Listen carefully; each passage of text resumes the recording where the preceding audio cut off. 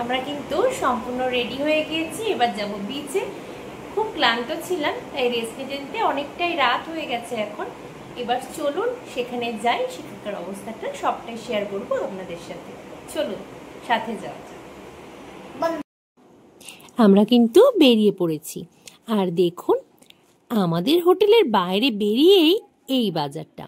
কাছাকাছি মাছ থেকে সবজি, মুদিখানার যাবতীয় সরঞ্জাম সব কিছুই কিন্তু হাতের মুঠোয় পাওয়া যাবে। দোকানগুলো বেশ সাজানো গোছানো। আর মাছ বাজারটায় যদিও আমার সেভাবে ঘোরা সম্ভব হয়নি, তবে সকলেই বলছে খুব সুন্দর সুন্দর মাছ পাওয়া যায় এবং বেশ ফ্রেশ মাছও পাওয়া যায়। তবে মাছ বাজার থেকে আমাদের যেহেতু রান্নাবান্নার জন্য মাছ আসছে, দামটাও নাকি যথেষ্টই কম। এখানে সুগুনা চিকেনও কিন্তু পাওয়া যায়। যাই হোক, আমরা এগিয়ে চলেছি। আর দেখুন দুপাশের দোকানগুলো দেখতে বেশ ভালোই লাগছে, একেবারে সাজানো গোছানো দোকান। এখানে কিন্তু সমস্ত সবজি পাওয়া যায়। আর পুরীর যেটা সবচেয়ে বিখ্যাত জিনিস খাজা, সেটা কিন্তু অনেক দোকানেই পাওয়া যায়। বিভিন্ন রকম নাম এবং বিভিন্ন রকম দামের দোকানগুলো রয়েছে। নামগুলোর বাহারও যেমন আছে, সেটা সম্ভব হলে আপনাদের দেখাবো, সাথে কিন্তু দামেরও অনেক পার্থক্য।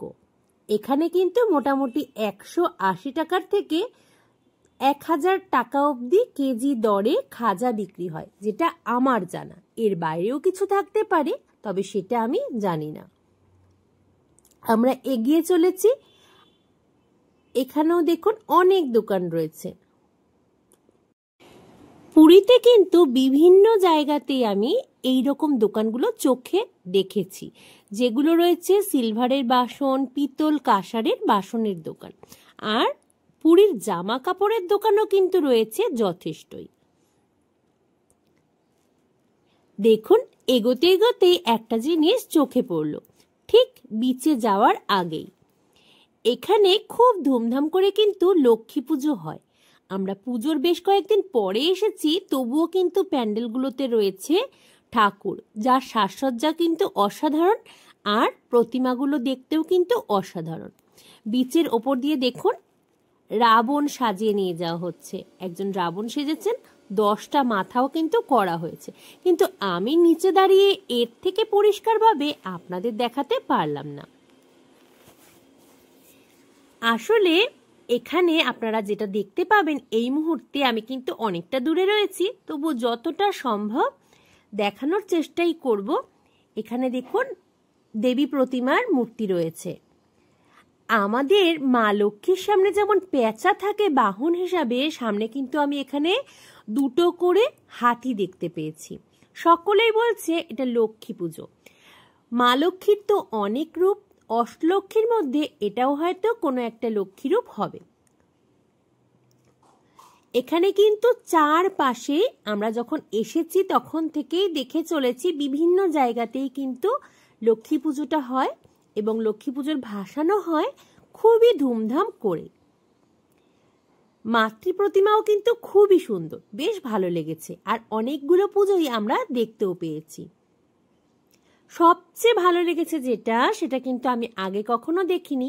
মায়ের নিরঞ্জনের সময় কিন্তু সামনে যজ্ঞ হতে থাকে। আমাদের যজ্ঞটা যে সময় পুজোর সময় হয়, ঠিক সেরকম কিন্তু যজ্ঞ হতে থাকে যখন নিরঞ্জনের পথে প্রতিমা এগিয়ে যায় তখনও। এবার আমরা চলে এসেছি বিচে।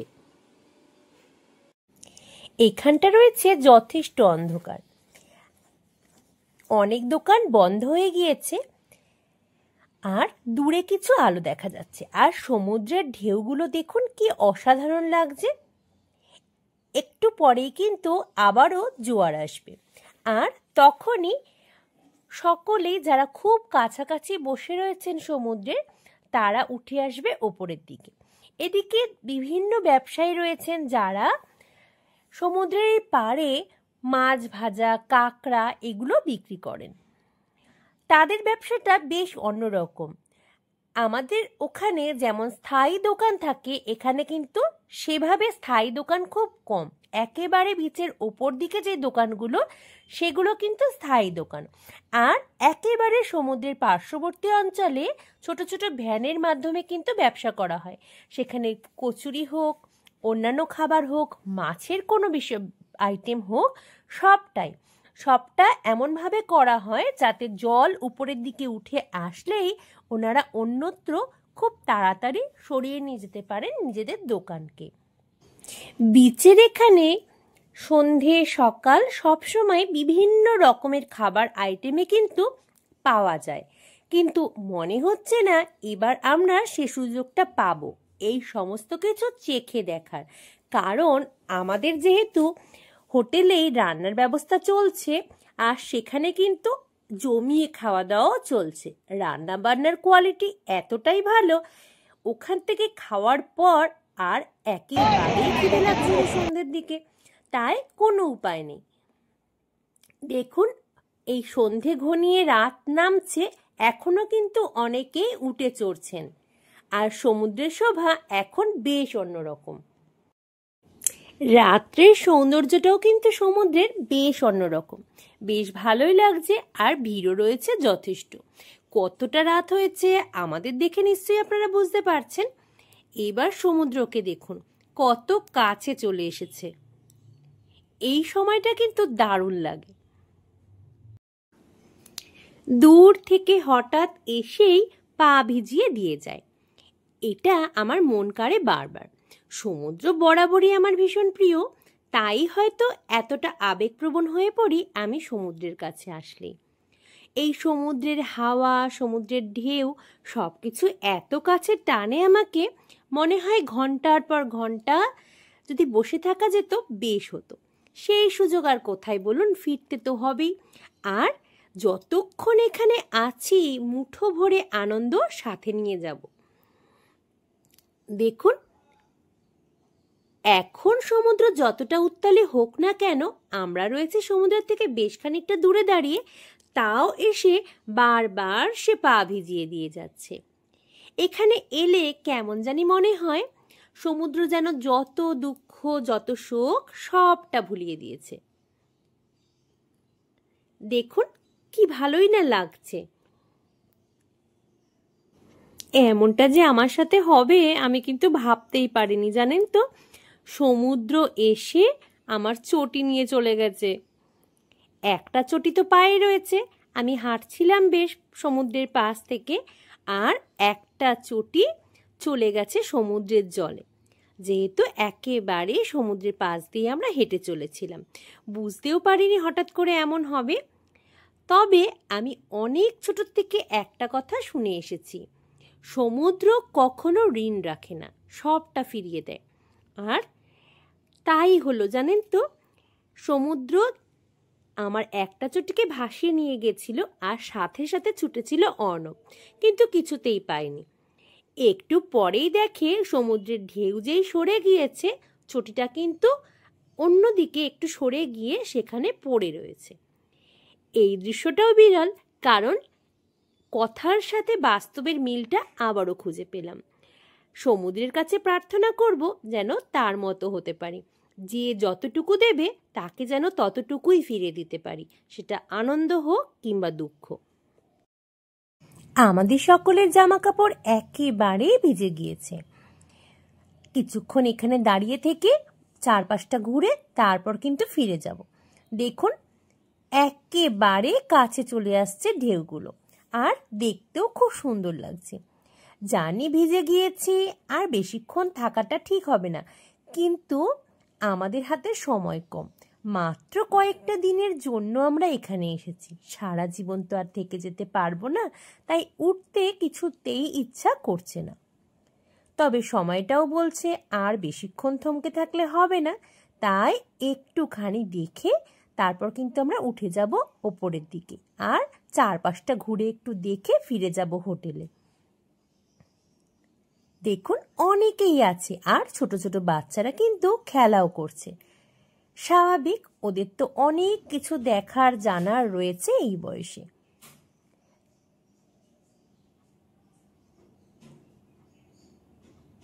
ঢেউগুলো কিন্তু আজ সকলেরই পা ছুঁয়ে যাচ্ছে।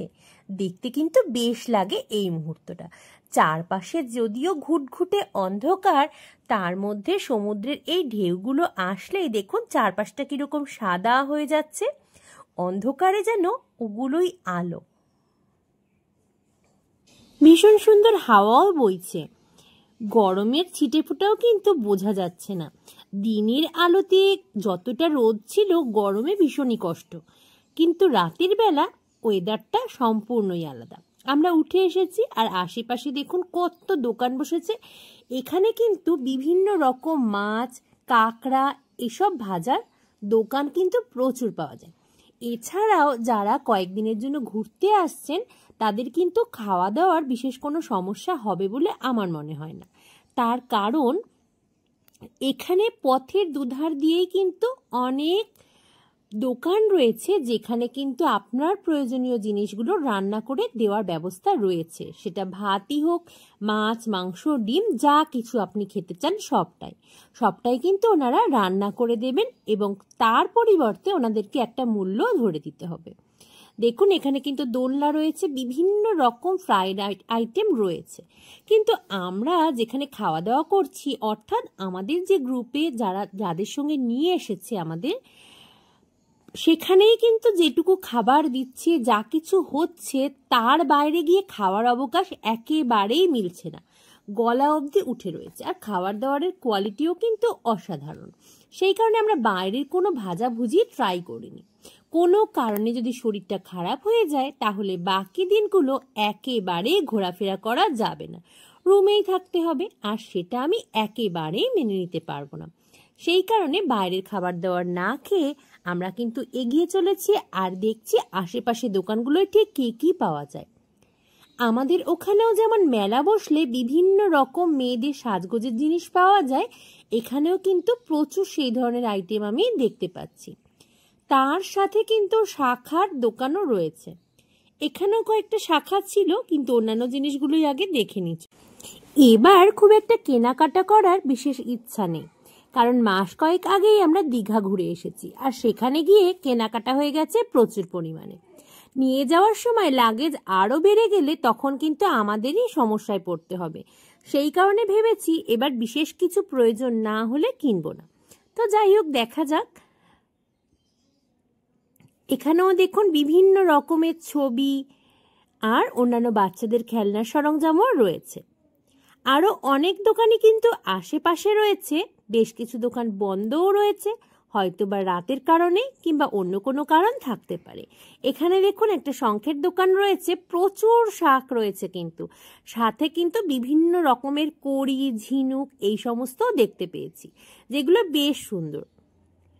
তবে যেহেতু কিনবো না, তাই আর বেকার দামাদামি করতে যায়নি।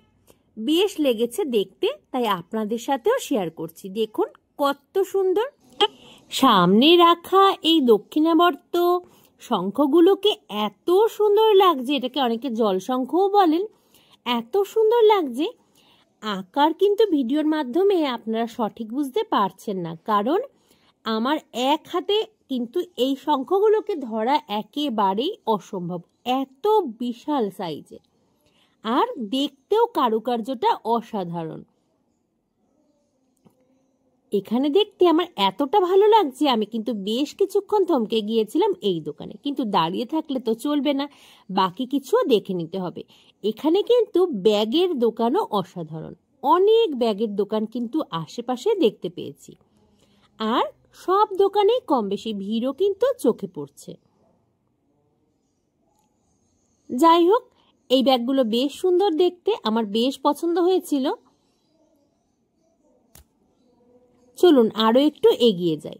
মেয়েদের সাজগোজের জিনিসের কিন্তু অন্ত নেই কোথাও, এত সুন্দর সুন্দর জিনিস। দেখুন, যেহেতু এখন বেশ অনেকটাই রাত হয়ে গেছে, এই সমস্ত দোকানগুলোই কিন্তু ভিড়ে ছিল পূর্ণ সন্ধ্যের সময়।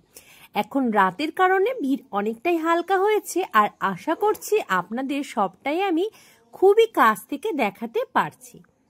এখানে দেখুন জগন্নাথ দেব, শ্রীকৃষ্ণ, গণেশজির সব মূর্তি ছিল, যেগুলো ওরা বলছিল পাথরের তৈরি, তবে ওটা সত্যিকারের পাথরের কিনা সেটা আমার জানা নেই। আরো শাঁখের দোকান দেখুন দেখতে পাচ্ছি, আর সাথে কিন্তু বিভিন্ন খেলনার দোকানও রয়েছে। তবে এখানে যে সমস্ত খেলনার দোকান চোখে পড়েছে, এই সব ধরনের খেলনাই এখানেও পাওয়া যায়। বিভিন্ন রকমের দোকানই কিন্তু এখানে সমুদ্রের পাড় জুড়ে রয়েছে। বেশ ভালোই লাগে এখানে ঘুরতে।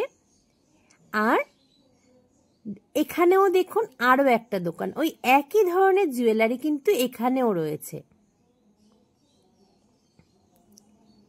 মেয়েদের ক্লিপ, চুড়ি, হার, কানের সব কিছুই পাওয়া যাচ্ছে এখানে।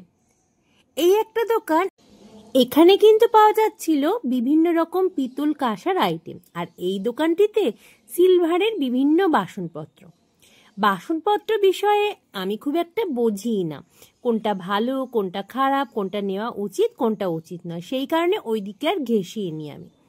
এবার চলে এসেছি আরো একটা দোকানের কাছে। এখানেও দেখুন মেয়েদের ক্লিপ, চুড়ি, ব্রেসলেট সব কিছু রয়েছে। আর রয়েছে জগন্নাথ দেবের মূর্তি আঁকা সিঁদুরের কৌটো। এগুলো কিন্তু বেশ লাগে দেখতে। আরো একটা ব্যাগের দোকানে চলে এসেছে, দেখুন কত ব্যাগ। এগুলো কিন্তু বেশ মন কেড়ে নেয়, বিভিন্ন রকমের। আর এগুলো কিন্তু সুতোর কাজ করা, কোনোটা বা স্টোনের কাজ করা, কোনোটা পুঁথি বসানো, দেখতে বেশ লাগে। এই দোকানের ওনার যিনি ছিলেন, আমি তার পারমিশন নিয়ে এই ভিডিওটা শুরু করেছিলাম, কারণ ব্যাগগুলো আমার এতটাই সুন্দর লেগেছিল, আমার মনে হচ্ছিল এই ব্যাগগুলোকে আপনাদেরও দেখানোর প্রয়োজন। আমার অনেক বন্ধুরই হয়তো এই ব্যাগগুলো দেখে ভালো লাগবে, তাই আমি এখানে দাঁড়িয়ে খুব কাছ থেকে কিন্তু ভিডিওটা করার চেষ্টা করেছি। এবার দেখুন আমরা আরো একটু এগিয়ে এসেছি, আর এখানে কিন্তু অন্যান্য বিভিন্ন ধরনের আইটেম পাওয়া যাচ্ছে। বাচ্চাদের পেন্সিল, পেন, বিভিন্ন রকমের ছবি, মূর্তি, এই সমস্তই কিন্তু রয়েছে এই দোকানটিতে। একটা আলাদা মূর্তি দেখলাম ওখানে, বেশ ভালোও লাগলো। অনেকে বলছেন এটা নাকি পাথরের। মাথাটা কিন্তু অর্থাৎ মুখের আদলটা কিন্তু রয়েছে জগন্নাথ দেবের মতো, আর বডিটা রয়েছে শ্রীকৃষ্ণের মতো। বেশ সুন্দর, ভালো লাগছিল দেখতে। চলুন আরো একটু এগিয়ে এসেছি, এখানেও কিন্তু বেশ কিছু জিনিস রয়েছে। আর হাঁটতে হাঁটতে বেশ ক্লান্তও লাগছে, মনে হচ্ছে এবার ফিরে যাই। কিন্তু আমার সোনার কোনো খেলনা কেনা হয়নি এখনো অবধি। আসলে এইবার আমরা এসে শুধু ঘুরেই চলেছি, সেরকম ভাবে কেনাকাটা করিনি কিছু, আর বিশেষ কিছু ইচ্ছাও নেই। তো যাই হোক, আমি দেখছি, আমার সাথে সাথে আমার সোনা বাবাও দেখছে, আর ও কিছু একটা নিতে চাইছে, কিন্তু মুখ ফুটে বলবার সাহস করে উঠতে পারছে না। যাই হোক, আমি এই দোকানে এসেও আরো একটু ব্যাগ দেখে নিচ্ছিলাম। বিশেষ করে এই যে ছোট্ট ছোট্ট টেডি বিয়ার মতো জিনিসগুলো আমার কিন্তু বেশ লাগছিল, যদিও এখন আর এগুলো আমার নেওয়া ঠিক নয়, তবুও দেখুন এখানে কিন্তু অনেক খেলনা রয়েছে। সাথে রয়েছে সামনে যে লাইটিংটা হচ্ছে, চলুন একটু কাছ থেকে দেখাই আপনাদের। এর ভেতরে দেখে মনে হচ্ছে ঝর্ণা পড়ছে, এত সুন্দর জিনিসটা। তবে এটা যদি কিনিও নিয়ে যাওয়া একেবারেই অসম্ভব, কারণ বাইরের স্ট্রাকচারটা কাচের তৈরি। আমরা এখন যেদিকে রয়েছি, এদিকে আরো বেশ কিছু ব্যাগের দোকান রয়েছে। আসলে এখানকার যে ব্যাগগুলো, সেগুলো কিন্তু দেখতে সত্যিই অসাধারণ। আমাদের ওইদিকে ব্যাগ পাওয়া গেলেও এই ধরনের ব্যাগ কিন্তু সচরাচর পাওয়া যায় না। এদিকে ঘুগনি, পাপড়ি চাট সব ধরনের দোকানই ছিল, কিন্তু ওই যে বললাম আমাদের খাওয়া দাওয়া এত জমিয়ে হচ্ছে, আমাদের পক্ষে কিন্তু আর বাইরে কোনো কিছু খাওয়াই একেবারে অসম্ভব। দেখুন আমাদের ঘোরা মোটামুটি হয়ে গেছে, আর আশপাশটা একবার দেখিয়ে দিই। আসলে সমুদ্রে আসলে না কিছুতেই ফিরতেই ইচ্ছা করে না। চলুন, সামনেই একটা পুজো হয়েছে, আমরা গিয়ে দেখে আসি। দেখুন আমরা কিন্তু প্যান্ডেলের ভেতর চলে এসেছি। এটা কিন্তু ওনাদের কাছ থেকেই শুনে জানলাম এটা হচ্ছে লক্ষ্মী প্রতিমা, কিন্তু আমাদের ওখানে যে প্রতিমা থাকে আর এখানকার প্রতিমার মধ্যে কিছু পার্থক্য আছে। আসলে আমাদেরও কিন্তু অষ্টলক্ষ্মী থাকে, আমি সবগুলোর নাম জানিও না। তো এখানে কিন্তু তারই একটা রূপের পুজো করা হয়েছে। সামনে দেখুন দুটো হাতি রয়েছে, কিন্তু সুর উঁচু করে দাঁড়িয়ে রয়েছে। বেশ সুন্দর ছিল মূর্তি। মায়ের মূর্তি যে কোনো জায়গাতেই কিন্তু অসম্ভব সুন্দর হয়ে থাকে, সেটা যেখানেই হোক না কেন। আর প্যান্ডেলটাকে আপনাদের দেখিয়ে দিয়ে একবার, এই রয়েছে প্যান্ডেলটা। ওড়িশা বা ভুবনেশ্বরে মা লক্ষ্মীর আরাধনা কিন্তু খুবই আড়ম্বরের সাথে করা হয়। এবার আমরা বাড়ি ফিরব, তার আগে আরও একবার দেখে নি মাকে। আসলে জানেন তো, কেন জানি না, সমুদ্রের পাড়ে এলে এত টানে, আর তার মধ্যে এত সুন্দর অপরূপ একটা মূর্তি দেখে আর এগোতে ইচ্ছা করছে না। আর এদিকে দেখুন, ওরাও রেডি হয়ে গেছে ফিরবে বলে। আমি কিন্তু আগেই জানিয়েছিলাম যে আমার চটি গিয়েছিল ভেসে, আর তুলতে গিয়ে আমাদের অবস্থা একেবারে খারাপ, জামা কাপড় পুরো ভিজে একসা। এতক্ষণে যদিও শুকিয়ে গেছে, কিন্তু এখন আমরা ফিরছি আর পায়ের চটিতে বালি ঢুকে গেছে। দেখুন, রাস্তায় এসে দাঁড়িয়েছি, আর আরও একটা দেবী প্রতিমা কিন্তু নিরঞ্জনের পথে এগিয়ে চলেছে। চলুন আপনাদের সাথে সেটা শেয়ার করি। দেখুন, এই যে গাড়িটায় দেবী প্রতিমা কিন্তু রয়েছেন, আর সামনে কিন্তু এই যে আমাদের যেমন যজ্ঞ করা হয় পুজোর সময়, এমনভাবেই কিন্তু যজ্ঞের আগুন সামনে রেখে মাকে নিরঞ্জনের পথে এগিয়ে নিয়ে যাওয়া হয়। এই গাড়িটার মধ্যে দেখুন কি সুন্দর বিভিন্ন রকমের কার্টুন ক্যারেক্টারগুলোকে দেখা যাচ্ছে। আমার ছেলের কিন্তু বেশ লেগেছিল, কারণ আমাদের এখানে ও এমনটা কখনো দেখেনি। আর আমি যতটুকু দেখলাম এই কদিনে, তাতে কিন্তু এটুকু বুঝতে পেরেছি যে মা লক্ষ্মীর আরাধনা ওনারা যেমন আড়ম্বরের সঙ্গে করেন, তেমন নিরঞ্জনের ব্যাপারটাও কিন্তু ওরা খুবই ধুমধাম করে করেন। দেখুন, এখানেও কিন্তু নাচ গান হই হুল্লোড় সবকিছু চলছে।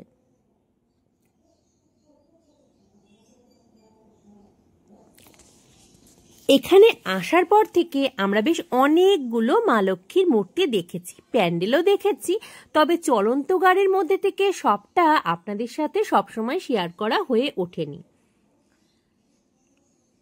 আজ যে দুটো কাছ থেকে দেখতে পেলাম মায়ের মূর্তি, সেই দুটো মূর্তি কিন্তু আপনাদের সামনে শেয়ার করলাম। এবার আমরা চলে এসেছি বাড়ি, আর আজকের মেনুটা চলুন শেয়ার করি আপনাদের। গরম গরম চিকেন কষা আর ফ্রাইড রাইস, আর যেটা খেতে হয়েছিল একেবারে অসাধারণ।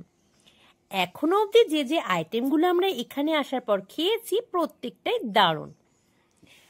আর এবার কি, অনেকটা ক্লান্ত সারাদিন ঘোরাঘুরির পর, এবার খাওয়া দাওয়া শেষে ঘুমাতে যাব।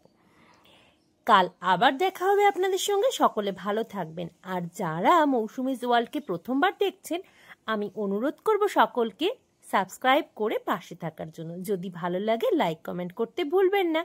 আজকের মতো তবে এই পর্যন্তই। আপনাদের সাথে নতুন কোনো ভিডিও নিয়ে হাজির হব খুব তাড়াতাড়ি। ভালো থাকবেন সকলে, এবং অবশ্যই সুস্থও থাকবেন।